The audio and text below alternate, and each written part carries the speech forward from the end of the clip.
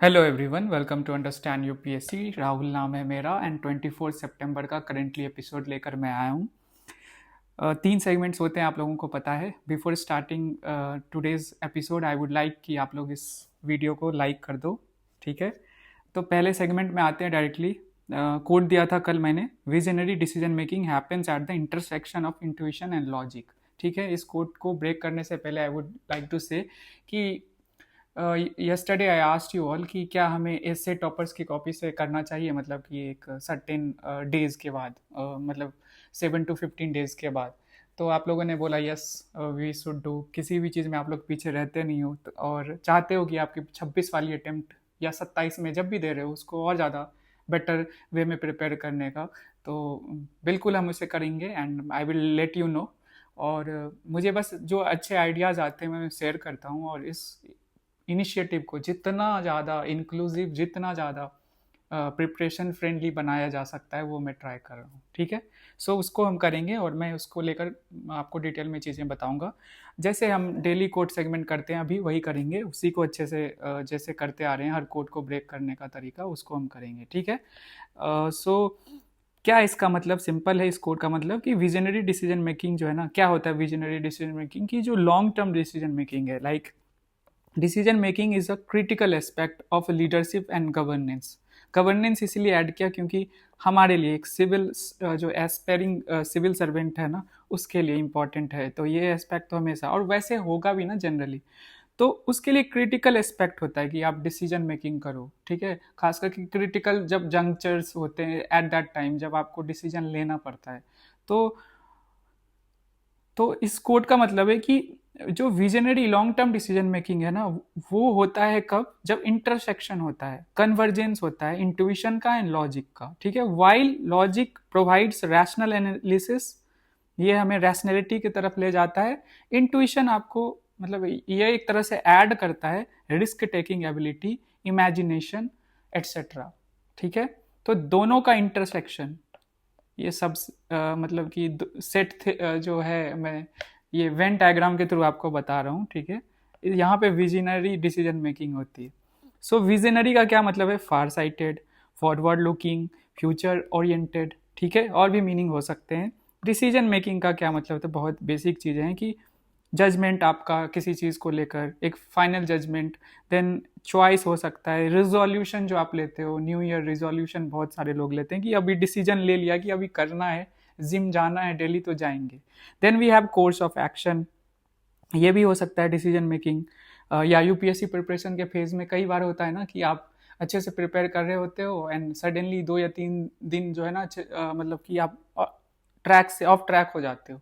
तो फिर आप एक दिन डिसाइड करते हो उठ के कि अभी नहीं करना है अच्छे से, तो करना है। फिर कुछ दिन के बाद वो होता है, मतलब साइकिल रिपीट होता है and it's the part of process, और सबके साथ होता है। और बच्चे इस चीज़ को लेकर परेशान रहते हैं कि मैंने 7 दिन पढ़ा और 3-4 दिन अच्छे से नहीं पढ़ पाया, तो वो सोचते हैं कि अब तो मैं बाहर हो गया। ऐसा कुछ नहीं होता है, ठीक है। इस पे कभी और बात करेंगे। देन वी हैव इंटरसेक्शन का क्या मतलब, कन्वर्जेंस, मीटिंग पॉइंट या फ्यूजन, ठीक है। फिर इसमें मतलब जो दो इंपॉर्टेंट कीवर्ड्स हैं, विजनरी डिसीजन मेकिंग को कलेक्टिवली ले लो या सेपरेटली ले लो, and then these two words. Intuition क्या होता है, जो आपकी गट फीलिंग होती है, अंदर से आ रही होती है, या कह लो इंस्टिंक्ट आपका जो कह रहा है, या सिक्स्थ सेंस जो है वो आपको कहता है कि चलो इस काम को करते हैं, ठीक है। अंदर से जो आता है, जैसे यूपीएससी प्रिपरेशन में भी आपने इस चीज़ को मतलब कह सकते हो ना, डिसीजन जब आपने लिया था तो इसी तरह से ना इंट्यूशन अंदर से आता है कि कर सकता है और कोई, तो मैं क्यों नहीं कर सकता हूँ। देन लॉजिक आता है कि एविडेंस बेस्ड, रैशनैलिटी, रीजनिंग, मतलब कि कोई चीज़ जो है ना वो सबूत के साथ, ऐसे नहीं कि बस चल दिए।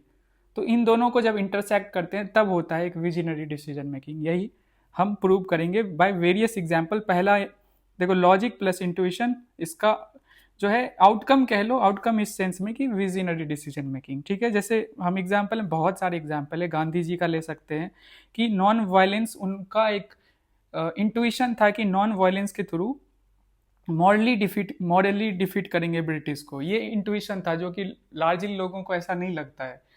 जो कॉलोनियल पावर्स हैं उसको अगर रिमूव करना है तो फोर्स का यूज़ करो, मतलब कि वायलेंस का यूज़ करो। बट गांधी जी का ये इंट्यूशन था, एंड फिर उन्होंने लॉजिक लगाते हुए, लॉजिकली क्या, उन्होंने step by step her section को लाया साथ में, और जो उनका मूवमेंट का तरीका भी था, मास मूवमेंट का, वो भी लॉजिकल मतलब वे के थ्रू उन्होंने उस चीज़ को इम्प्लीमेंट किया। तो ऑर्गेनाइज्ड स्ट्रक्चर्ड प्रोटेस्ट उन्होंने किया, तो उसी से आउटकम हमें क्या मिलता है, हम ना इंडिपेंडेंस हमें मिलता है। ठीक है, बहुत लोग डिसएग्री भी करते हैं, क्योंकि उनको लगता है कि गांधी जी से ज़्यादा काम और लोगों ने किया। सबका अपना अपना पॉइंट ऑफ व्यू है, यही इंडिया की खूबसूरती है।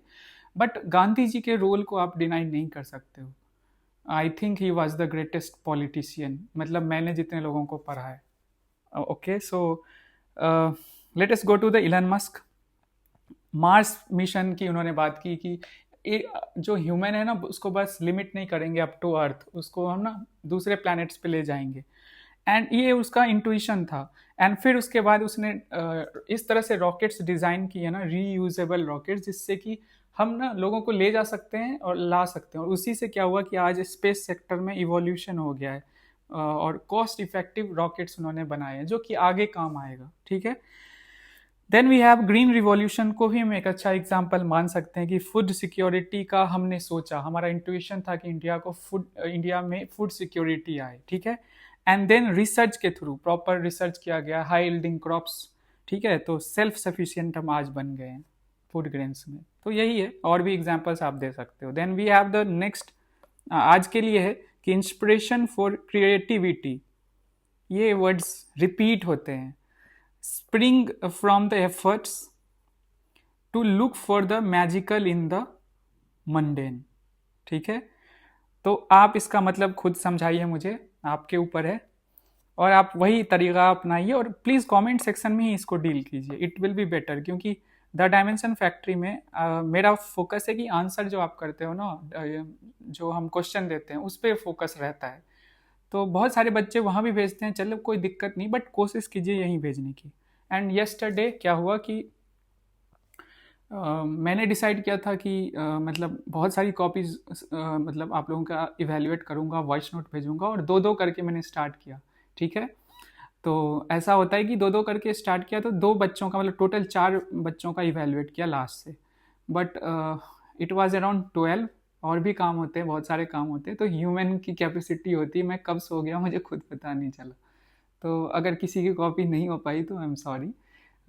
फिर मैं अर्ली मॉर्निंग उठता हूँ, देखता हूँ, फिर अर्ली मॉर्निंग उठते ही जो है करंट अफेयर्स मुझे प्रिपेयर करने, तो वो एक अलग लोड होता है। ठीक है, हम देखेंगे, आज से कोशिश करूँगा कि जितनी कॉपीज हो पाए।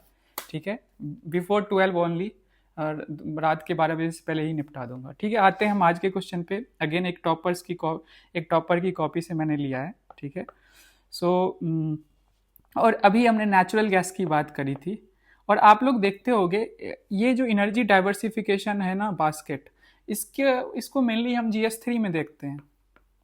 ठीक है, बट आज के टाइम में ऐसा क्या हो गया है कि ओवरलैपिंग हो गया। GS3 वाला क्वेश्चन GS1 में आपको दिखता है, कई बार दिखा भी है पास्ट में, ऐसा ट्रेंड बनता जा रहा है। तो जब मैंने एनर्जी सिक्योरिटी की, ये नेचुरल गैस की बात की ना, तो मुझे लगा आज के एज में इतना इस पर डिस्कशन हो रहा है रशिया की वजह से, या US जो इंडिया पे इतना टैरिफ लगा रहा है, तो इस वजह से मुझे लगा इस क्वेश्चन को हमें डिस्कस करना चाहिए। एक रीजन ये था, और दूसरा रीजन था, इस क्वेश्चन में आप लोग ध्यान दोगे तो कोर डिमांड बहुत कम है, मतलब एक ही है। क्या है कोर डिमांड? पढ़ते हैं हम क्वेश्चन को, तो हम क्या तरीका अपनाते हैं, CSI, C4 पहले कोर डिमांड आइडेंटिफाई करना है, और आप लोग वीडियो पॉज करो और ऑनेस्टली इस चीज़ को करो। ये मेरा आप लोगों से रिक्वेस्ट है, तभी सीख पाओगे, एल्स कोई फ़ायदा नहीं है इसको डेली करने का। एज फॉर स्ट्रक्चरिंग, कैसे करोगे आंसर को, एक रफ आइडिया दो, एंड देन इंट्रोडक्शन में किन पहलुओं को टच करोगे। CSI, ये ब्रेनस्टॉर्मिंग का तरीका मैंने अपने लेवल पे ईजाद किया, जो मैं करता हूँ, तो आप लोगों के लिए भी मैंने कोशिश किया कि और इजी हो जाएगा, कहाँ फोकस करना है। So let us start. Core demand देखते हैं क्वेश्चन पढ़ने से। Diversification of energy basket is no longer an option for India. ठीक है, ये बता रहा है, पूछ नहीं रहा है, ये बता रहा है। ठीक है, it has become a necessity, अब इसे इलेसिटेट करना है। और ये क्वेश्चन 250 वर्ड्स का है, मतलब कि आपको 3 पेजेस में लिखना है। तो एक ही कोर डिमांड जो मुझे दिख रहा है, दैट इज एनर्जी डाइवर्सिफिकेशन जो है ना नेसेसिटी है, इसको शो करना है, यही मतलब हुआ इलिसिटेड, दिखाना है, एक्सप्लेन करना है, ठीक है। तो यहाँ पे तो एक ही कोड डिमांड है एंड इतने सारे वर्ड्स में लिखने हैं, 3 पेजेस भरने हैं। तो आप लोगों की क्रिएटिविटी मुझे आज देखनी है कि जब स्ट्रक्चरिंग करोगे खास करके बॉडी में तो क्या करोगे, किन चीज़ों को आप टच करोगे। अगर पॉसिबल होता है तो इसको कमेंट सेक्शन में अभी लिखो कि क्या क्या करने वाले हो, कैसे बॉडी को, इंट्रोडक्शन कंक्लूजन छोड़ो, मेन तो होता है बॉडी ना, ठीक है। इंट्रोडक्शन अच्छा लिखना चाहिए, रेलिवेंट लिखना चाहिए और कंक्लूजन भी लिखना चाहिए, नंबर उससे भी मिलते हैं, फिर वहाँ पे आधा नंबर आपको एक्स्ट्रा मिलेगा, ठीक है, उसको भी हम करते हैं ना। बट बॉडी मेन है, मतलब 80% 85% मार्क्स जो है ना यहीं से आते हैं। तो इसको जितना बेटर बनाओगे, जितने अच्छे वे में एक्सप्लेन करोगे according to the demand of the question, वो सबसे इंपॉर्टेंट है, ठीक है। सो लेट अस सी कि हम क्या कर सकते हैं इसमें। जस्ट इमेजिन कि पहले बॉडी में, मतलब इंट्रोडक्शन तो लिख दिया, बॉडी में क्या है कि क्या कर सकते हैं, बहुत तरीके हैं, ये ओपन इंडेड क्वेश्चन है। अब अभी आपके ऊपर है, यूपीएससी ने आपको छोड़ दिया, आप अपने लेवल से डिसाइड करो क्या क्या लिखोगे और दिखाओगे कि डाइवर्सिफिकेशन जो है नेसेसिटी है, ठीक है। एक डिमांड तो सिर्फ यही आ रहा है कि कॉजेज क्यों डाइवर्सिफिकेशन करना चाहिए वो हमें दिखाना है। बट आई विल सजेस्ट कि बॉडी में इनिशियल जो पार्ट होगा उसमें आप ट्राई टू एड्रेस कि नेसेसिटी जो है ना वो मतलब कि तब हमें पता चलेगा जब हम करंट सिनेरियो देंगे। इंडिया का जो एनर्जी बास्केट है ना अभी का, उसका करंट सिनेरियो क्या है उसको हम शो करेंगे। एक छोटा सा डायमेंशन, हिडन डायमेंशन ये दिखाएंगे। देन कॉजेज, सबसे इंपॉर्टेंट यही है, नेसेसिटी क्यों है, यहाँ पे सबसे ज्यादा स्पेस हमें देना है, ठीक है। Then we can show in the body. तीसरा पार्ट हम ये कर सकते हैं कि हम बात कर सकते हैं कि सरकार इसके लिए क्या मेजर्स ले रही है, क्या स्टेप्स उठा रही है हमारी गवर्नमेंट। एंड देन छोटा सा वे फॉरवर्ड लिख सकते हैं, 2 या 3 पॉइंट्स का, कि हमें और भी क्या करना चाहिए कि डाइवर्सिफिकेशन की तरफ बढ़े। And then conclusion. एक तरीका ये है, ठीक है। करेंट एनर्जी का जो सिनेरियो है, कैसे इंडिया एनर्जी इंपोर्ट करता है, ठीक है, बहुत सारी प्राइस जो शॉक है वो भी, उसकी भी वल्नरेबिलिटी है। तो एंड कॉजेज मल्टीपल वेज से इसको एड्रेस कर सकते हो विद डेटा। हर जगह यहाँ पे डेटा ओरिएंटेड ये क्वेश्चन है। न्यूज़पेपर रीडिंग का इस क्वेश्चन में और ज़्यादा इंपॉर्टेंस बढ़ जाता है कि, और मैं आज के मीन्स इनरिचमेंट आर्टिकल में भी आपको दिखाऊंगा। देन वी हैव मेजर्स, या एक तरीका और हो सकता है इस बॉडी को तोड़ने का, स्ट्रक्चर करने का, कि व्हाट वी कैन डू। एक तरफ करेंट सिनेरियो हमने दिखा दिया, ठीक है, जो भी है। देन वी कैन शो कि कॉजेज क्या है, सबसे इंपॉर्टेंट एस्पेक्ट है, इसको टच कर दिया, ठीक है।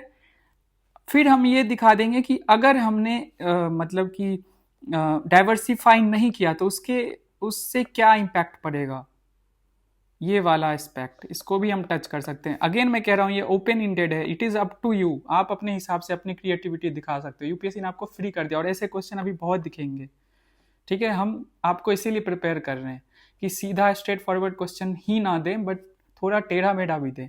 एंड देन हम दिखा सकते हैं कि मतलब वे फॉरवर्ड कह लो कि मेजर्स, या उसको वे फॉरवर्ड और मेजर्स दोनों को कनेक्ट करके, कन्वर्स करके हम निकाल देंगे कि बेटर वे में इम्प्लीमेंट हम कर सकते हैं जो पार्टिकुलर योजना या स्कीम्स गवर्नमेंट जो है निकाल रही है। तो सॉल्यूशन ओरिएंटेड हम दिखा सकते हैं क्या क्या किया जा रहा है और क्या क्या साथ साथ हो सकता है, मतलब आप लोग स्मार्टली वहाँ पे वर्ड्स यूज करके उसे प्रूव कर दोगे। एंड देन जो है कंक्लूजन, यहाँ पे इंट्रोडक्शन होगा। यही है ना तरीका। देखो मैं समझा रहा हूँ, ध्यान से समझना, ठीक है, अपने तरफ से भी ट्राई करना। सो ये हुआ। अब हम आते हैं सी एस में, सी एस मतलब आई में सी एस हो गया। इंट्रोडक्शन में हम क्या करेंगे, सिंपल है।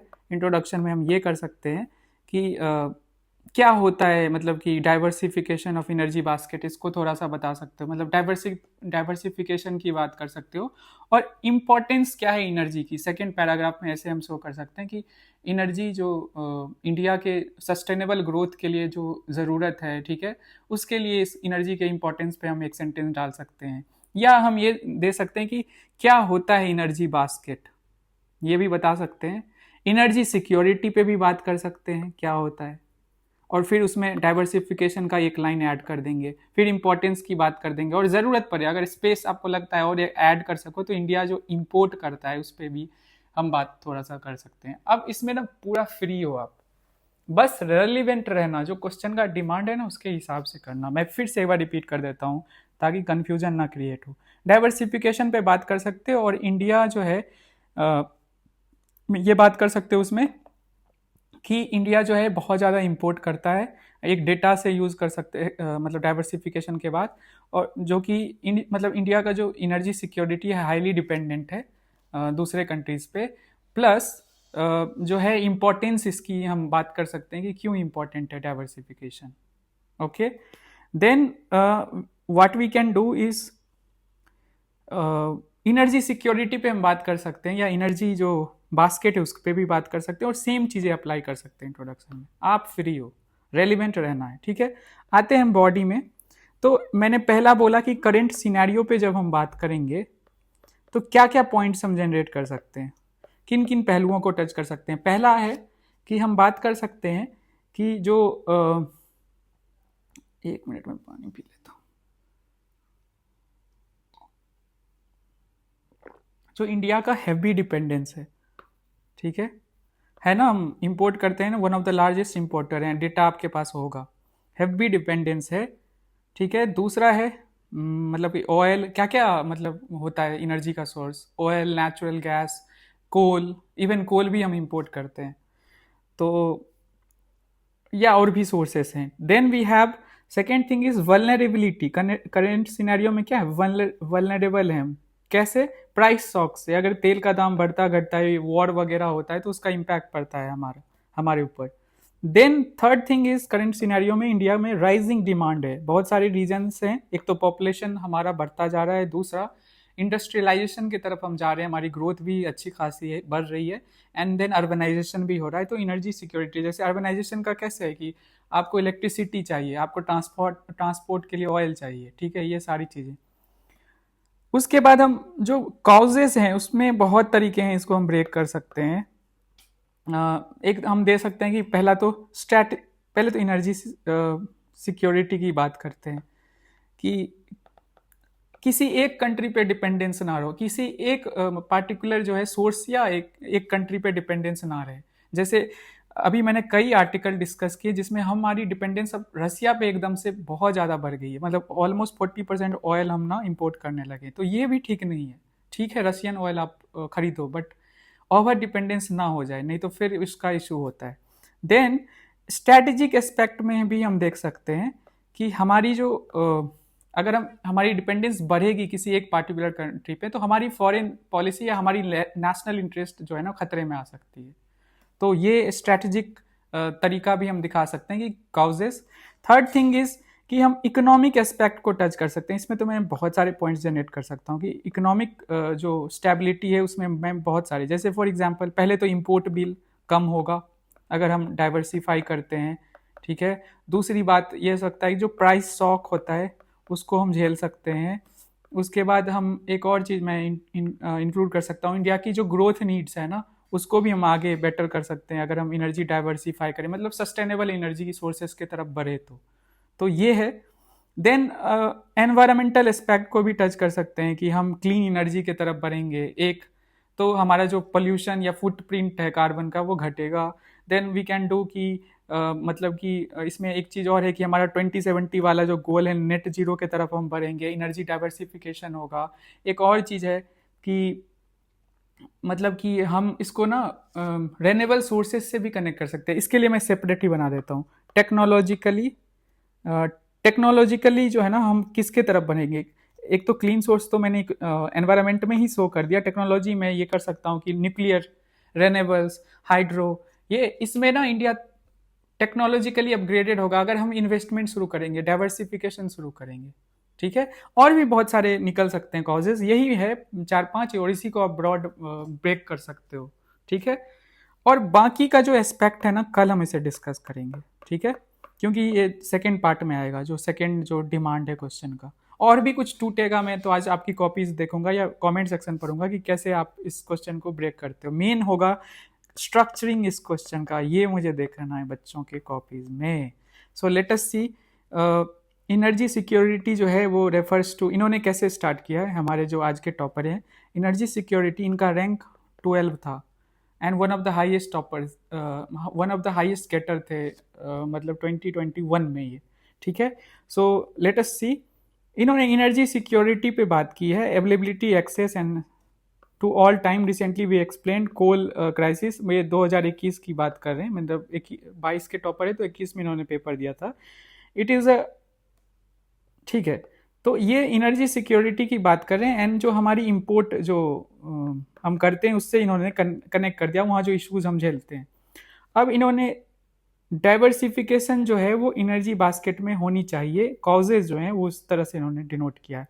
वही है डिपेंडेंस, तब उस समय में सऊदी अरेबिया पे बहुत था, मतलब मिडिल ईस्टर्न कंट्रीज पे। दूसरा है be subjected to any instability, अगर ऐसा होता है तो इंस्टेबिलिटी भी मतलब कि जो ऑयल जो हमारी हम इंपोर्ट करते हैं ना, इंस्टेबिलिटी पे भी इम्पैक्ट, मैं क्या बोल रहा हूँ, वहाँ जो इंस्टेबिलिटी आएगी उससे हमारे ऊपर इम्पैक्ट पड़ता है, और वो सब्जेक्टेड टू इंस्टेबिलिटी होता है, मतलब ऑल टुगेदर। यहाँ पे ये इसकी वजह से थोड़ा सा क्रिएट हो रहा है। देन वी हैव द, अच्छा इन्होंने फर्स्ट पॉइंट में ही ये सारी चीज़ें एग्जाम्पल के साथ मतलब सब्सटेंशिएट किया कि concentration of fuel on a few nation like Saudi Arabia which may subjected to, okay, Saudi Arabia में जो इंस्टेबिलिटी आएगी ना, और हम इंपोर्ट डिपेंडेंट हैं, तो इससे हमारे ऊपर इसका इम्पैक्ट पड़ेगा, ठीक है। Then we have concentration of energy and oil, 67% जो है वो energy security, recent coal price hike and coal shortage, ठीक है। तो एक तरफ जो है एक कंट्री पे डिपेंडेंस का प्रॉब्लम्स हो करें, दूसरी तरफ जो है वो हम जो इतना इंपोर्ट करते हैं उसको दे रहे हैं, उस पर बात करें। एंड देन जो इंपोर्ट बिल है उसको इन्होंने कोल के थ्रू दिखाया है, इनके पास डेटा है। हाँ, मतलब ऑल टुगेदर ये घुमा फिरा के वही चीज़ें लिख रहे हैं, और इन्होंने 8 पॉइंट्स निकाल दिए हैं। तो इन्होंने जो स्ट्रक्चर किया है ना, देख लो, इंट्रोडक्शन डाला एनर्जी सिक्योरिटी पे, देन फिर काउजेज पे मेजरली इन्होंने फोकस किया है, देख लीजिए, and then steps that may be taken, ये सीधा उस पर आ गए, एंड देन उसमें 7 पॉइंट्स निकाल के कंक्लूड कर दिया, ठीक है। अब ये क्वेश्चन ओपन इंडेड है, it is up to you कि कैसे आप इसको ब्रेक करते हो, फाइन। और ये इनकी जो है इन्होंने इस तरीके से इसको एक्सप्लेन किया है। और एक चीज़ समझिएगा, ध्यान रहे, ये कॉपी जो है ना वो प्रॉपर 3 घंटे वाले स्लॉट में लिखते हैं, और एग्ज़ाम से पहले जो कोचिंग्स में टेस्ट सीरीज देते हैं तब लिखते हैं। तो मेरा ये कहना है कि जज मत कीजिएगा, बहुत जल्दबाजी हो जाएगा। हम इतना हेल्प लेके लिखते हैं तब ऐसा लिखते हैं, बट ये इतना मेहनत करके तब ये एकदम से होता है ना इम्प्रॉम्प्टू, उस तरह से क्वेश्चन आया है। ओके, सो आप इनकी कॉपी से देख सकते हैं, फ्लिप होगा बायो फ्यूल में, हम मैंने बोला ना क्लीन एनर्जी की तरफ बढ़ेंगे, then it will be in line with the goal जो हमने तय कर रखा है 2070 वाला, उसके लाइन पे। या फिर पंचामृत की बात की थी प्राइम मिनिस्टर ने रिपोर्ट से। Then give flip to once, and हम हाँ ISS से भी इसको कनेक्ट कर सकते हैं, इंटरनेशनल सोलर अलायंस, जो इंडिया का एक एम्बिशियस प्लान है, ठीक है। एंड देन राइजिंग डिमांड को भी एड्रेस किया जा सकता है पॉपुलेशन के हिसाब से, ठीक है। एंड देन स्टेप्स, इसको हम कल देखेंगे, एंड कंक्लूजन या वे फॉरवर्ड जैसे होगा हम कोशिश करेंगे और बेटर वे में इम्प्रोवाइज करके आंसर को आपके सामने रखे, ठीक है। आते हैं हम आज 24 सितंबर के जो इंपॉर्टेंट आर्टिकल्स हैं, ध्यान से सुनना आप लोग। पहला है huge scope for Indian tea sector. ये मैंने ऑल्दो ये पेज नंबर 13 पे है, पर मैंने इसको लिया क्योंकि टी से ही हम दिन की शुरुआत करते हैं, तो that's why I brought this thing, ठीक है। और इसमें बहुत सुंदर सुंदर डेटा है, और 2 PYQs भी हम करेंगे साथ साथ ही। Then we have the second article जो है मेनली ये प्रीलिम्स स्पेसिफिक है, ये क्वेश्चन, ये जो आर्टिकल है, ठीक है। देन वी हैव जो राजस्थान में ये मेंस इनरिचमेंट आर्टिकल है, जो पहले ही हमारे जो डेडिकेटेड ग्रुप है जिसको आप यहाँ क्लिक करके जा सकते हो, उस पर मैंने डिस्कस किया है इसको, डिस्कस नहीं किया है, मैंने बताया कि ये मेंस इनरिचमेंट आर्टिकल आज का होने वाला है। तो ये आप देखेंगे, एक तो राजस्थान में कंपैरिजन देखेंगे, और नेशनल लेवल वाला जो डेटा है ना कि कैसे मानसून में क्लाइमेट चेंज की वजह से चेंजेस आ रहे हैं, लास्ट 1 डेकेड की जो स्टडी है, ठीक है, इसको हम देखेंगे द हिंदू पेज नंबर 4, और कैसे इसको यूज कर सकते हैं ना वो भी मैं बताऊंगा। Then the third article is sub classification of SC। सो जो शेड्यूल कास्ट है उसको सब क्लासिफिकेशन उनकी हो रही है, देखेंगे relevant article, Supreme Court judgement, और ऐसा क्यों किया जा रहा है, इसके बेनिफिट्स क्या होंगे, इसको हम देखेंगे, ठीक है। ये पॉलिटी से हो गया, and the Hindu page number 5। Then we have right to state, ये पैलेस्टीन को जो रिकॉग्निशन मिल रही ना उस पे है। अभी रिसेंटली 3-4 कंट्रीज जो है ना वेस्टर्न जो कह सकते हैं वेस्टर्न जो कंट्रीज़ हैं ना, अमेरिका के जो एलाइज रहे हैं या हैं हिस्टोरिकली, उन्होंने रिकॉग्नाइज किया पैलेस्टीन को। तो इसको हम देखेंगे, यूनाइटेड नेशन में ये मेंबरशिप चाहते हैं पैलेस्टीन की। ठीक है, द हिंदू ये एडिटोरियल में है, page number 6। And then COP30 को हम देखेंगे, और इंडिया जो है अपना कार्बन जो NDC है, नेशनल जो डिटरमाइंड कंट्रीब्यूशन जो होता है NDC, जो पेरिस क्लाइमेट जो कॉन्फ्रेंस हुआ था COP का, उससे आया है। तो उसमें इंडिया इसे अपडेट करने वाला है। और भी कंट्री जो अपडेट कर रही है, यूरोपियन यूनियन या ऑस्ट्रेलिया, उसको भी हम देखेंगे, इस आर्टिकल में अच्छे से बताया है। ठीक है, द हिंदू पेज नंबर 12। और हम इस चीज़ को भी स्टडी करेंगे, इंडिया 2015 में अपनी NDC जो है वो सबमिट कर चुका है। देन इंडिया जो है 2022 में अपडेट किया, क्या अपडेट किया, जो उसके जो NDCs हैं। And then I will come to the thing कि अभी क्या चेंजेस आने वाले हैं उस पर। ठीक है, लेट अस स्टार्ट। पहला है huge scope for Indian tea sector. शुरू करते हैं इसको। तो India has the potential to become tea super power, but needs to focus on quality, new markets and higher per capita consumption. Despite being one of the top producers and exporters, India lags behind per capita consumption compared to countries like Turkey. छोड़िए ये सब, इसमें नहीं जाना है, हम सीधा data पे आएंगे, ज़्यादा नहीं।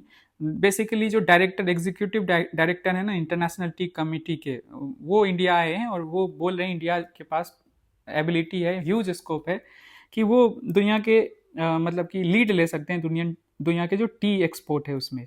अब हम देखते हैं इंपॉर्टेंट डेटा क्या है। India was the second largest producer, T का सेकेंड लार्जेस्ट प्रोड्यूसर इंडिया है, एंड कंज्यूमर ऑफ टी। देखो इस पे बहुत डिबेट हो सकता है कि दुनिया का सबसे बड़ा कंज्यूमर भी है क्या, या सेकेंड लार्जेस्ट कंज्यूमर है। इस पे मैंने जो रिसेंट डेटा चेक किया, और ये हिंदू के इस आर्टिकल में भी दिया हुआ है कि इंडिया सेकेंड लार्जेस्ट, एक तरफ तो प्रोड्यूसर है और दूसरी तरफ कंज्यूमर भी है। अब इस पे डिबेट नहीं करना है ज़्यादा, क्योंकि आप गूगल कर लोगे, चेक कर लोगे, यहाँ पे दिया है, इसको हम मानते हैं, मैंने भी चेक किया अपने लेवल पे, और इस पे ज़्यादा समय नहीं वेस्ट करना। ठीक है, एंड थर्ड लार्जेस्ट एक्सपोर्टर है, ये डेटा इंपॉर्टेंट है। सबसे बड़ा एक्सपोर्टर कौन सा कंट्री है, ये भी हम देखेंगे। तो ये डेटा है, India second largest producer and consumer of T. तो सबसे बड़ा प्रोड्यूसर चाइना होगा, कंज्यूमर भी चाइना होगा, and third largest exporter of T. ये तीन चीजें हैं जिसे हमें टच करना है। कीनिया सबसे बड़ा एक्सपोर्टर है, यहाँ पे देखो एक छोटा सा कंट्री है अफ्रीका का, वो सबसे बड़ा एक्सपोर्टर है, and largest exporter, exports almost all its production. Second में सबसे बड़ा लार्जेस्ट एक्सपोर्टर यहाँ चाइना सेकेंड में आ रहा है, एंड हम थर्ड हैं और श्रीलंका फोर्थ है, हम थर्ड हैं। ठीक है, तो हम third largest exporter of T. फिर पर कैपिटा कंजम्पशन के हिसाब से देखो तो इंडिया 840 ग्राम पर ईयर करता है कंज्यूम, मतलब हर इंसान जो इंडिया में ऑन एन एवरेज इतना करता है। टर्की में हाईएस्ट करता है, that is 3 kg per year. ठीक है, बस इतना समझना है कि इंडिया का क्या रैंक है इसमें, कंजम्पशन में, एक्सपोर्ट में, प्रोडक्शन में। ठीक है, एंड जो है प्रोडक्शन, हाँ ठीक है, एक्सपोर्ट, ये सारी चीज़ें तो हो ही गई। ये डेटा लिख लीजिएगा, ये इंपॉर्टेंट है, आपको प्रीलिम्स के लिए ही काम आएगा। अब हम देखते हैं टी एज ए क्रॉप, देखते हैं, इस पे क्वेश्चन पूछे जाते हैं। कभी पूछ देगा कॉफ़ी पे, कभी पूछता है क्वेश्चन किसी भी क्रॉप को उठा लेता है, कॉटन पे, शुगर केन पे, राइस पे। तो हम देख लेते हैं बेसिक्स। तो पेरेनियल है, एवरग्रीन श्रब, और इसका जो साइंटिफिक नाम है ये है कैमेलिया सिनेसिस। क्लाइमेट रिक्वायरमेंट्स क्या है, ये सबसे इंपॉर्टेंट होता है एक क्रॉप के बारे में। तो रेनफॉल इतना चाहिए, जो कि बहुत ज़्यादा है, 150 to 250 cm, और टेम्परेचर 20 to 30 डिग्री सेल्सियस होनी चाहिए। Grows based on humid Frost free highlands, ये है ऊंची जगह पे ये आप प्रोड्यूस कर सकते हैं, with well drained acidic soil. Soil acidic होना चाहिए। यूपीएससी क्या करेगा, स्टेटमेंट डाल देगा बेसिक सॉइल, तो आपको ये चीज़ें ध्यान रखनी है। ठीक है, अब प्रोड्यूसिंग जो स्टेट्स है ना, तो असम सबसे बरा प्रोड्यूसर है, आप लोगों को पता, असम वर्ल्ड वाइड फेमस है असम टी के लिए। देन दार्जिलिंग टी भी फेमस है, एंड जीआई टैग भी मिला है। आप लोगों के लिए क्वेश्चन है कि सबसे पहला जीआई टैग किस क्रॉप को मिला है इंडिया में, मतलब कि प्रोडक्ट को मिला है सिंपली इंडिया में, कौन सा ऐसा प्रोडक्ट है? तमिलनाडु है, वेस्ट बंगाल हो गया, दार्जिलिंग है वेस्ट बंगाल में, असम के साथ बॉर्डर शेयर करती है। देन वी हैव तमिलनाडु में नीलगिरी हिल्स एरोमेटिक टीज के लिए फेमस है, केरला भी है, high range Idukki and Wayanad regions में, और अदर्स में त्रिपुरा, हिमाचल, उत्तराखंड, अरुणाचल प्रदेश, मणिपुर। ये क्यों करवा रहा हूँ, ये आगे एक पीवाईक्यू आया है 2022 का, इसीलिए। और टी बोर्ड क्या है, एक statutory body under T act 1953, headquarter कहाँ है, कोलकाता में। इस बार भी शायद टर्मरिक बोर्ड पे पूछा था, तो ये इसीलिए जो ऐसे क्रॉप्स हैं जिसको एक्सपोर्ट किया जाता है मेनली, इसके लिए इस पे यूपीएससी क्वेश्चन पूछ रहा है प्रीलिम्स में लगातार 3-4 सालों से। फंक्शन क्या है, तो development and promotion of tea cultivation and export, financial assistance to planters, research and development for productivity and quality, ठीक है, ये बेसिक चीजें हैं। And promotion of Indian tea globally, ये भी काम है इनका। और इसके लिए इन्होंने 2 जगहों पे अपने ऑफिसेस खोल रखे हैं, और ये पीवाईक्यू में आपको दिखेगा, ठीक है। Let us go to the question itself. So consider the following states, how many of ever are generally, मतलब जो कि generally known for tea producing state, generally बोल रहा है, ध्यान से। त्रिपुरा देखो हाईलैंड है, ठीक है, बारिश भी बहुत होती है, दिमाग में आएगा, इस पे मैड लगाते हैं, जस्ट सोचो।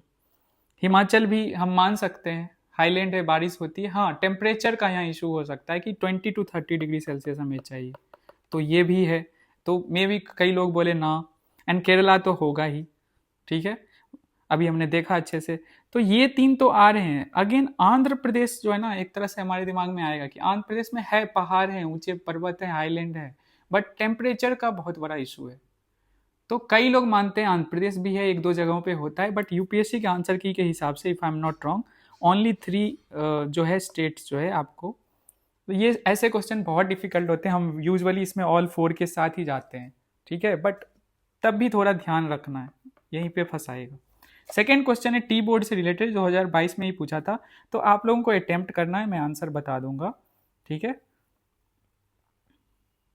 और इसमें ना मैट बहुत सुंदर से लगेगा, जस्ट थिंक अबाउट इट, कि स्टैट्यूटरी बॉडी आप लोगों ने अभी पढ़ लिया है ना, यहाँ पे असली गेम है कि regulatory body attach to ministry of agriculture and farmers welfare. मुझे इस पे इसके रिगार्डिंग एक चीज़ बतानी है कि जो चीज़ें एक्सपोर्ट होती है ना, उसकी मिनिस्ट्री एग्रीकल्चर एंड फार्मर्स नहीं रहती है, उसमें कॉमर्स मिनिस्ट्री जो है ना आ जाती है। तो ये ध्यान में रखना, अगर ये गलत होगा तो फिर आंसर इजीली निकल जाएगा, और ये पता है, ठीक है। And tea board's head office अभी तो हमने देख ही लिया, और tea board has overseas offices at Dubai and Moscow. ये फैक्ट बहुत लोगों को नहीं पता होगा, बट जब मैंने अटेम्प्ट दिया था 22 वाला, तो मैंने ये क्वेश्चन सही बनाया था, दोनों क्वेश्चन। आई डोंट नो, ये इसमें तो मुझे लगा था ऑल दी 4 के साथ जाना चाहिए, बट आई थॉट कि मतलब मेरे इंस्टिंक्ट्स ऐसे थे कि मुझे आ रहे थे कि आंध्र प्रदेश तो नहीं होगा, बहुत गर्मी होती है, मतलब कि आप नो कि दक्कन प्लेट्यू का पार्ट है, और उसमें भी इधर साइड से, तो इसके बारे में मुझे भी नहीं पता था, बट मुझे ये पता था कि इसमें मिनिस्ट्री ऑफ कॉमर्स का रोल होता है। एंड टी बोर्ड की जो ऑफिस होगी ना, बेंगलोर में होने के चांसेस बहुत कम है, क्योंकि या तो वेस्ट बंगाल में होगी, या जो टिप पे सदर्न स्टेट्स है ना, वहीं पे होगी, मतलब मेरे इंस्टिंक्ट ऐसे कह रहा था, क्योंकि प्रोडक्शन उधर ज़्यादा होता है। तो इस हिसाब से मैंने डिसाइड किया कि 1 and 4 के साथ जाना चाहिए। तो पहले का आई थिंक सी है, आप लोग एक बार रीचेक कर लेना ऑफिशियल आंसर की। एंड बी का जो है वो, सेकेंड का आंसर जो है वो 1 and 4 है, डी, ठीक है। आते हैं सेकेंड आर्टिकल पे, experts call for resilient infrastructure upgrades. देखो ये मेंस इनरिचमेंट आर्टिकल है, सिंपल, हमें यहाँ पे कुछ डेटा देखने हैं और फिर छोड़ देना, इतना डेप्थ में नहीं जाना है। तो Rajasthan saw unusually heavy and erratic monsoon, और इसको यूज कहाँ करेंगे ये भी मैं बता देता हूँ। जीएस पेपर 1 हमने वेरिएबिलिटी ऑफ मानसून क्वेश्चन किया था ना द डायमेंशन फैक्ट्री में, तो उसी में अपने आर्ग्यूमेंट्स या पॉइंट्स को जब सब्सटेंशिएट करना रहेगा कि क्लाइमेट चेंज का क्या इम्पैक्ट पड़ रहा है, तो उसमें हम इन पॉइंट्स को यूज कर सकते हैं अच्छे खासे, मतलब कि हम एग्जाम्पल या डेटा जो देते हैं ना, वो इसमें इसको यूज कर सकते हैं कैसे क्लाइमेट चेंज का इम्पैक्ट पड़ रहा है। और ये जीएस 1 में और 3 में भी दोनों जगह यूज कर सकते हैं, चाहे वो डिजास्टर मैनेजमेंट, जो इतने सारे फ्लड आए, अभी पंजाब में आया, फिर मतलब कि क्लाउड बर्स्ट वगैरह हो रहा था लगातार, या हो रहा है इनफैक्ट इन जो नदर्न स्टेट्स हैं। देन वी नो कि अभी कोलकाता में बारिश हुई और ये रुक नहीं रही है, राजस्थान में बारिश हुई और ये तो हम यहाँ देखेंगे ही, ठीक है। तो rainfall this year causing repeated floods and urban water logging, experts से shifting monsoon patterns link to climate change are intensifying flood risk and requiring link to climate change. Climate resilient infrastructure की तरफ हमें बढ़ना चाहिए and better local preparedness की तरफ, ठीक है। सो इंपॉर्टेंट डेटा क्या है, तो राजस्थान में देखो स्टेट लेवल पे nearly 27% of Rajasthan tehsil witnessed increase rainfall during June September this year, often exceeding 30% over the base line. तो इस साल में जून से सितंबर साउथ वेस्ट मानसून जो आया है वो 77% जो तहसील है राजस्थान में टोटल, उसमें 30% से ज़्यादा बारिश हुई है। जो बेस लाइन ईयर है 1982, इसमें जो एवरेज बारिश जितनी हुई है इन सालों में उससे 30% ज़्यादा हुई है इस साल राजस्थान में, और इसको लिंक क्लाइमेट चेंज से किया जा रहा है। और ये जो रिपोर्ट है ये इंपॉर्टेंट है हमें देखना कि जो ये रिपोर्ट है वो council of energy environment and water, ठीक है, इनका ये रिसर्च है। बट इसके साथ साथ एक 2024 में भी स्टडी आई थी जिसको कि इंडोर्स किया था world meteorological organisation and Indian meteorological जो डिपार्टमेंट है वो इंडोर्स कर रही है। और इसको हम देखेंगे कि पैन इंडिया पे क्या हुआ है एक लास्ट 1 डेकेड में। तो 55% of all the tehsil in the country saw an increase of more than 10% in south. जितने भी तहसील पूरे भारत में उसमें 10% इंक्रीज हुआ है साउथ वेस्ट मानसून में जितनी बारिश होती है, एंड 11% जितने भी तहसील है ना टोटल उसमें डिक्लाइन हुआ है 1982 इस बेस लाइन के हिसाब से, ठीक है। Then the third thing is, ये इंपॉर्टेंट और हो जाता है, notably 48% of the tehsil across the country recorded more than 10% higher rainfall link to delayed withdrawal of the south west monsoon. देखो एक तरफ तो 55% है, बट जब हम लिंक करते हैं उसको withdrawal of south west monsoon जिसमें डिले होता है, तो 48% तहसील में ज़्यादा बारिश हुई 10%। तो ये सारे डेटा बहुत इंपॉर्टेंट होता है और आपको टॉपर्स की कॉपीज में ये बखूबी दिखता है, यही वो लिख लेते हैं। और न्यूज़पेपर रीडिंग, न्यूज़पेपर जो एनालिसिस है, इसीलिए इसका इंपॉर्टेंस बढ़ता है कि सबसे बेस्ट सोर्स है वैल्यू एडिशन के लिए, चीज़ों को समझने के लिए, अंडरस्टैंडिंग डेवलप करने के लिए, ठीक है। तो इसको आप बिल्कुल जॉट डाउन कर लो। Then we have Andhra Pradesh assembly passes SC sub classification bill, ठीक है, पॉलिटी का है ये, सुप्रीम कोर्ट का एक इंपॉर्टेंट जजमेंट भी इसके अंदर आएगा, इसको भी लिख लीजिएगा। So Andhra Pradesh assembly passed a bill to sub classify 59 schedule caste. अब जो है आंध्र प्रदेश में 59 शेड्यूल कास्ट है, ठीक है, into groups for reservation in education and jobs ensuring their fair distribution benefits among the disadvantage group. Simple है, मुझे आपको बताना है कि अगर हम कॉन्स्टिट्यूशन के हिसाब से जाएं तो शेड्यूल कास्ट जो है आर्टिकल 341, तो उसके अंदर आपका क्या है प्रोविजन कि क्लासिफाई किया जा सकता है, स्पेसिफाई किया जाता है बाय द प्रेसिडेंट कि किसको लिस्ट में रखना है किसको नहीं रखना है, ठीक है। और आर्टिकल 15 क्लॉज 4 एंड 16 क्लॉज 4 जो है ना इंपावर करता है स्टेट को to make special provisions for socially and educationally backward classes including एससीज। ये भी है इंपॉर्टेंट कॉन्स्टिट्यूशनल प्रोविजन। इसी बेसिस पे ना इनको जॉब्स में एंड एजुकेशन में रिजर्वेशन मिलती है, ठीक है। बट इशू क्या हो रहा था कि इसमें भी जो डोमिनेंट ग्रुप्स होते हैं ना, एससी के अंदर भी 59 कास्ट हैं, तो कुछ ही कास्ट उसका फ़ायदा उठा रहे थे। तो फेयर डिस्ट्रीब्यूशन हो, सबको फ़ायदा मिले, इसी चीज़ को देखते हुए सब क्लासिफिकेशन जो है आंध्र प्रदेश की सरकार कर रही है। अब सब classification within constitution is not explicitly mentioned. Constitution में आर्टिकल 341 में इसको एक्सप्लिसिटली मेंशन नहीं किया है, but this provisions allow the state to ensure equitable distribution. और इस प्रोविजन को ना, जो कि नहीं है कॉन्स्टिट्यूशन में सब क्लासिफिकेशन, इसको चैलेंज भी किया गया और केस सुप्रीम कोर्ट तक गया। नाम है state of Punjab versus Devinder Singh 2024, ये केस जो है 2024 का है, जिसमें 6:1 ये 7 जजेस बैठे थे, कॉन्स्टिट्यूशनल बेंच था सुप्रीम कोर्ट का, और उन्होंने जजमेंट दिया कि सब क्लासिफिकेशन जो है ना कॉन्स्टिट्यूशनली वैलिड है, और उसी बेसिस पे अब स्टेट्स है ना जो है सब क्लासिफिकेशन करिए एससीज के। तो रूलिंग में क्या है कि state can create internal categories among एससीज to ensure equitable distribution of reservation benefits preventing dominant SC groups from cornering most of the opportunities. इसकी मैं बात कर ही चुका हूँ। अब we have advantages of sub classification. क्या होता है, इक्विटेबल डिस्ट्रीब्यूशन होगा, ensures that the most backward among एससीज get fair access to reservation, ये बात हमने कर ली। Corrects imbalance, prevents relatively advanced SC groups from monopolizing reservation benefits। वही बातें हैं कि जो इम्बैलेंस क्रिएट हो गया उसको भी बैलेंस करेगा, इक्विटेबल डिस्ट्रीब्यूशन होगा, जिस पर्पस के लिए जो एफर्मेटिव एक्शन जो लाया गया affirmative action that is reservation jobs and education में, उसका सही मायने में मतलब कि सही तरीके से लोगों तक पहुंचेगा। देन इंक्लूसिव ग्रोथ होगा, ठीक है, आप उन लोगों को इंक्लूड कर रहे हैं जो बहुत पीछे हैं मतलब कि एजुकेशनली एंड सोशली, ठीक है। देन सोशल जस्टिस इंश्योर होगा एंड पॉलिसी एफिशिएंसी आएगी, ठीक है। ये मतलब टारगेटेड ग्रुप्स को आप करोगे अच्छे से। अब मुझे ये बताना है कि सब क्लासिफिकेशन कैसे किया आंध्र प्रदेश सरकार ने। तो ऑलमोस्ट 50% रिजर्वेशन जो है, ऑलमोस्ट क्या इतना ही देती है आंध्र प्रदेश सरकार जॉब्स में एंड एजुकेशन में, एजुकेशनल इंस्टीट्यूट में टू एस। तो अब इन्होंने क्या किया कि कैटेगरीज बना दी। तो पहले ग्रुप में इन्होंने क्या किया, मोस्ट बैकवर्ड 12 कास्ट जो एससी के हैं, देखो 59 कास्ट है ना, उसको डिवाइड किया। तो एक पहला ग्रुप बनाया जो सबसे पीछे है, उनको आइडेंटिफाई किया। ये भी एक जो है डिस्कशन की चीज है कि बोलेंगे किसको करना है किसको नहीं करना, और इसको लेकर भी आंदोलन हो सकते हैं, ठीक है।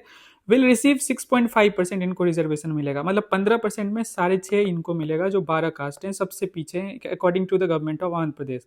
देन कैटेगरी 2 है जो बैकवर्ड सेकेंड कैटेगरी का बनाया है, और ये मोस्ट बैकवर्ड है, will receive 7.5%। And group third जो है उसमें 29 कास्ट आते हैं, उनको बस 1% मिलेगा, ठीक है। इस तरह से क्लासिफाई कर दिया है, मतलब कि दलित्स अंडर दलित्स ये टर्म यूज किया गया था, दलित अंडर दलित्स ये टर्म यूज किया गया था इस जजमेंट में, ओके। अब इसी पे एक क्वेश्चन है, आपको अटेम्प्ट करना है, ये पीवाईक्यू नहीं है, मैंने इसी से बनाया, इसी आर्टिकल से बनाया, ठीक है। तो मैं आंसर बताऊंगा लास्ट में, आप लोगों को इसे अटेम्प्ट करना है। Then we have right to state.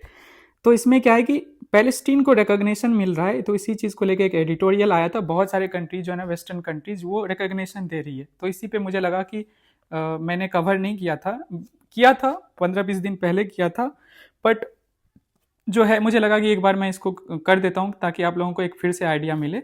The editorial discusses the recent recognition of Palestine by major western powers, UK, France, Canada, Australia. देखना ये सब स्टेट पीसीएस में बहुत पूछे जाते हैं, ठीक है। At the UN general assembly, marking a shift from their earlier stance of recognition only after negotiated two state settlement. Two state जो सेटलमेंट है ये किन दो कंट्रीज के बीच में है, यूपीएससी पीवाईक्यू है, बताना। दो कंट्री बहुत इजी है बट पूछ रहा हूँ ऐसे ही। It analyses the implications of Palestinians, Israel and global diplomacy. So पहले ये मानते थे कि जब टू स्टेट सेटलमेंट हो जाएंगी, उसकी निगोशिएशंस हो जाएंगी सही तरीके से, तब हम रिकॉग्नाइज करेंगे पैलेस्टीन को as a member state of united nation general assembly. But अभी ना इन्होंने जो हो रहा है, इसराइल जैसे कर रहा है, एग्रेसिव अप्रोच है, उसको देखते हुए इन्होंने अपना स्टांस बदला। कौन सी कंट्रीज हैं, UK, France, Canada and Australia, ठीक है। ये सब यूएसए के हिस्टोरिकली एलाइज रहे हैं या हैं इनफैक्ट। सो समरी देख लेते हैं। इजराइल वाज रिकॉग्नाइज्ड स्विफ्टली इन 1948, ठीक है, एंड पैलेस्टीन डिक्लेयर्ड स्टेटहुड इन 1988, मतलब इनको 40 साल लगे। पीएलओ इसमें एक्टिव रोल प्ले कर रही थी। Recognised mainly by global south, India जो था one of the first country था नॉन अरब कंट्री जिसने रिकॉग्नाइज किया पैलेस्टीन को as a country. Western parts जो है लॉन्ग मतलब मेनली ग्लोबल साउथ की कंट्रीज ने रिकॉग्नाइज किया, ग्लोबल नॉर्थ कह लो, मतलब कि जो वेस्टर्न कंट्रीज है उन्होंने नहीं किया। Western parts long resisted recognition but now key nations, पहले ये नहीं करते थे रिकॉग्नाइज बट अब करने लगे, जो आपको पता ही है। Recognise Palestine signalling erosion of faith in coercion free peace process, ठीक है। For Palestinians recognition comes late, बहुत लेट आया है, मतलब कब उन्होंने खुद को एज अ कंट्री मतलब कि डिक्लेयर किया, और रिकॉग्निशन इतना लेट आया इन कंट्रियों जो अभी के कंट्रीज हैं। Gaza devastated by Israeli strikes, west bank under heavy settlements and checkpoints with Netanyahu जो प्रेसिडेंट है इसराइल के, अपोजिंग एनी पैलेस्टीनियन स्टेट। तो इसराइल का स्टांस ये है कि वो इस चीज के फेवर में नहीं है। Recognition won't change ground realities immediately but it is not symbolic, it weakens the post 1948 pro Israel consensus in the West, ठीक है। तो ग्राउंड रियलिटीज बदलने नहीं वाली है, मतलब कि वही चीजें जो कर रहा है इसराइल वो होता ही रहेगा। बट माय पॉइंट इज कि रिकॉग्निशन जो आज दिया गया है ना, तो फर्स्ट स्टेप है toward two state solution, is the best hope for peace in west Asia. और वेस्ट एशिया के पीस की इंपॉर्टेंस इंडिया के लिए भी बहुत है। हमारी डायस्पोरा है, हमारी एनर्जी सिक्योरिटी जो आज हमने डिस्कस किया, उस पर्सपेक्टिव से भी हम देख सकते हैं। ट्रेड, ठीक है, ओवरऑल ट्रेड देख लो यूएई के साथ, सऊदी के साथ या अदर कंट्रीज के साथ। यूके एंड फ्रांस जो है ना हिस्टोरिकली रिस्पॉन्सिबल हैं, बियर हिस्टोरिक रिस्पॉन्सिबिलिटी। कैसे? UK's role in Israel creation, obviously अंग्रेजों का तो रोल रहा है जितने भी कॉन्फ्लिक्ट्स हैं दुनिया में। And then France nuclear support दिया और वेपनाइज भी किया इसराइल को इनिशियल जब इसराइल क्रिएट हुआ था, ठीक है। तो एडिटोरियल जो है इसमें अर्ज किया गया है कि Europe must impose an arms embargo. अभी क्या करना चाहिए यूरोप को? Arms embargo on Israel, one against annexing west bank, जो कर रहा है ये वेस्ट बैंक को एनेक्स कर रहा है, वहाँ मशरूम्स कह सेटलमेंट्स अपना बसा रहा है। और Netanyahu's militarism and settlements prolong conflict, only international pressure can. मतलब अभी जो है इंटरनेशनल प्रेशर बनाएगा, but the problem is USA is standing with the Israel. तो वहाँ दिक्कत हो जाती है कि कांस्टेंट प्रेशर तो आप बना सकते हो, लेकिन अगेन यूएसए उनके साथ है तो दिक्कत होती है, ठीक है। सो ये क्वेश्चन है इसी आर्टिकल से मैंने बनाया है, पीवाईक्यू नहीं है। पीवाईक्यू में टू स्टेट जो सेटलमेंट कह लो, नेशन थ्योरी कुछ भी कह लो, वो पूछा है और कई बार मैंने उसे पूछ लिया है, तो मुझे लगा एक खुद से मैं अपने लेवल पे इस आर्टिकल से बना दूं, ठीक है। तो आप लोग, और हाईलाइट मैं करने लगा हूं तो ध्यान से देख लीजिएगा। Then the last article of the day is India to submit updated carbon reduction targets by beginning of COP30। कहाँ हो रहा है? बेलेम, ब्राज़ील में। अब मुझे यहाँ पे ये बेसिक चीज़ें समझानी है आपको कि एनडीसी क्या है, नेशनली डिटरमाइंड कंट्रीब्यूशन, ठीक है, और इसमें क्या अपडेट जो है इंडिया करना चाह रहा है और क्यों एनडीसी को लाया गया। तो सबसे पहला बेसिक पहले जान लो, एनडीसी है क्या कि nationally determined contribution. Paris agreement जो हुआ था 2050 में, बताओ कि कौन सा कॉप होगा? जो कन्वेंशन ऑफ पार्टीज है उसका नंबर बताओ कि पेरिस में कब हुआ था, मतलब नंबर क्या है उसका। सो ओ गॉड, मैंने लिख ही दिया ठीक है, तो आपको बताना है, ठीक है। उसमें क्या हुआ कि हर कंट्री को ना बोला गया कि आप अपने तरफ से क्या एफर्ट लगा रहे हो कार्बन फुटप्रिंट कम करने का। तो हर कंट्री को बोला गया कि आप अपनी जो ना टारगेट बताओ कि कैसे आप कार्बन फुटप्रिंट अपने लेवल पे करोगे, और ये वॉलेंटरीली था। तो इंडिया ने 2015 में सबमिट किया था अपना टारगेट, फिर उसको 2022 में अपडेट किया, एक बार ही अपडेट किया है, अब फिर से उसे अपडेट किया जाएगा इस साल, जो कि नवंबर में इंडिया करेगा 10 नवंबर को। यही है पूरा आर्टिकल। अब मैं समझा देता हूँ, आप लोगों को पता भी होगा 2015 में जो इंडिया ने एनडीसी अपना मतलब कि जो पेरिस एग्रीमेंट के अंदर इंडिया ने डिसाइड किया कि क्या वो करने वाले हैं। तो सबसे पहला है कि जो रिडक्शन है ना एमिशन में, उसको इंडिया 33 पहला जो है था 2015 के हिसाब से समझो, और फिर अपडेट क्या हुआ ये मैं समझाऊंगा, इसको ध्यान से सुनना।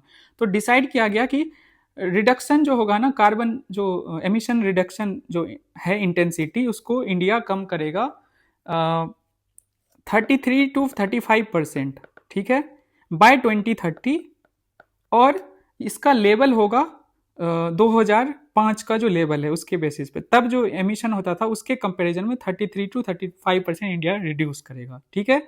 पहला ये टारगेट है। अब इसको 2022 में जब इंडिया ने अपडेट किया तो इसको ना इंडिया ने बढ़ा के, मतलब अच्छी बात है, हमने बोला कि हम ना 45% एमिशन जो है 2005 के लेवल के हिसाब से करेंगे, मतलब 33 से 35% हम एमिशन रिडक्शन करते, वो 45% पे हमने ला दिया।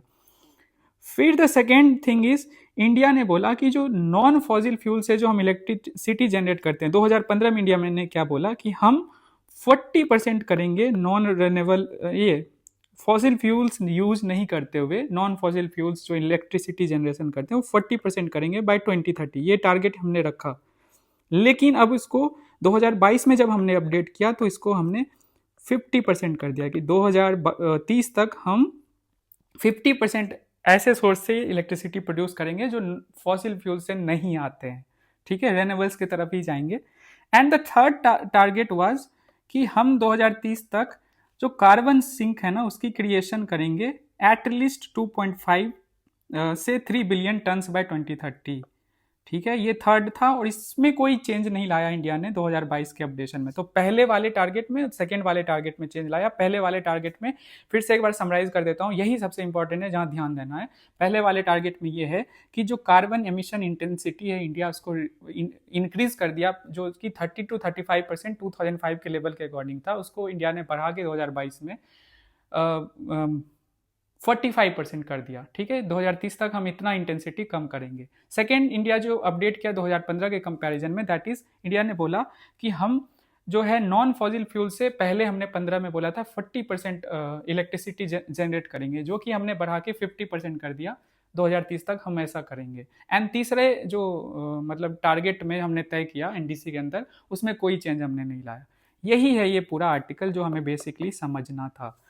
ठीक है, और दिसंबर 2023 तक भारत ने जो अपडेट दिया है कि 33% रिडक्शन का जो हमने तय किया था वो हमने कर लिया, 19 में ही कर लिया। ठीक है, सॉरी, ये 2023 में हमने ये अपडेट दिया कि हमने 30% अचीव कर लिया। Then in June 2025 India reported at least 50% of its power capacity now comes from non fossil fuels. ठीक है, यही अपडेशन की बात है, हमें इतना इसमें डेप्थ में नहीं जाना है। और एनडीसी जो है ना अपडेट नहीं करते हैं countries, you know the reason, खास करके जो वेस्टर्न यूरोपियन कंट्रीज उनके ऊपर लाइबिलिटीज ज़्यादा आती हैं, तो 30 कंट्रीज ने ही अपडेट की। अभी इसमें ऑस्ट्रेलिया ने अपडेट किया, 62% से 70% वो अपनी एमिशन को घटाएंगे।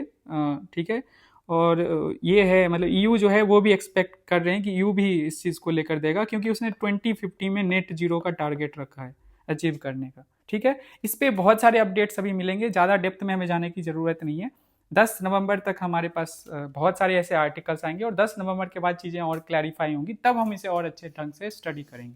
ठीक है, सो एक है क्वेश्चन 2016 का, ये 2016 का है आई थिंक, और ये एनडीसी से रिलेटेड है। क्या है ये? इंटेंडेड नेशनली डिटरमाइंड कॉन्ट्रीब्यूशंस, ये आपको बताना है, अटेम्प्ट करना है। आंसर मैं बता देता हूँ, पहले का सी, दूसरे का डी, तीसरे का बी, चौथे का डी एंड पांचवें का बी। ये है आंसर।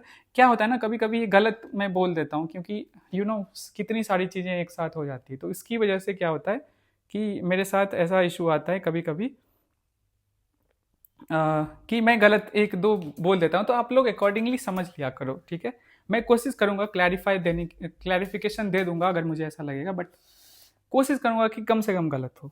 ठीक है, दैट्स इट फॉर टुडे, मिलते हैं हम कल। अपनी कॉपीज आज सबमिट कीजिए, दिखाइए आपके अंदर कितनी एबिलिटी है when it comes to structuring या क्रिएटिविटी, मैं देखना चाहता हूँ आज।